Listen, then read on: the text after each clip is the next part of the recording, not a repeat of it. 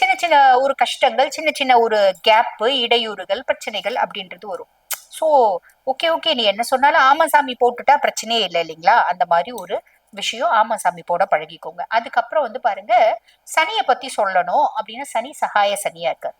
எல்லா விதத்திலயும் உங்களுக்கு ஹெல்ப் பண்ணக்கூடிய பொசிஷன்ல சனி இருக்கார். அப்ப ஆனா அவர் வக்ரகதி அடைஞ்சிருக்காரு. வக்ரகதி அடைஞ்சிருந்தாலும் அவரை பத்தி பெருசா கவலைப்படணும்ன்ற அவசியம் இல்லை. ஏன்னா குருனோட 9ஆம் பார்வை நமக்கு வந்து பாத்தீங்கன்னா டிசம்பர் 5 வரைக்கும் இருக்கு. நவம்பர் 27 சனி பகவான் வக்ர நிவர்த்தி அடைஞ்சிறாரு. டிசம்பர் 5 வரைக்குமே சனி மேல குருனோட பார்வை இருக்கு.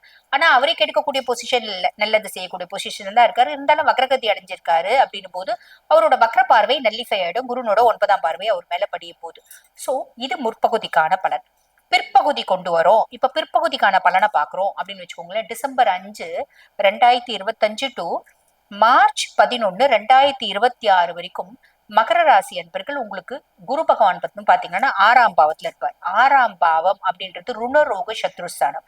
கடன்ல இருந்து ஒரு விடுதலை, ஒரு நோயில இருந்து ஒரு விமோச்சனம், எதிராளிகள் கிட்ட இருந்து விடுதலை, இந்த மாதிரி ஒரு நல்லதுகளை செய்யக்கூடிய பொசிஷன்ல குரு. ஆனா வக்ரகதி அடைஞ்சிருக்காரே, இதெல்லாம் செய்ய மாட்டாரா? தாராளமா செய்வார், எந்த பிரச்சனையும் கிடையாது. அவர் என்ன ஒரு விஷயம் நடக்கும் அப்படின்னா கடன்ல இருந்து ஒரு விடுதலை அப்படின்றது கொடுப்பார்.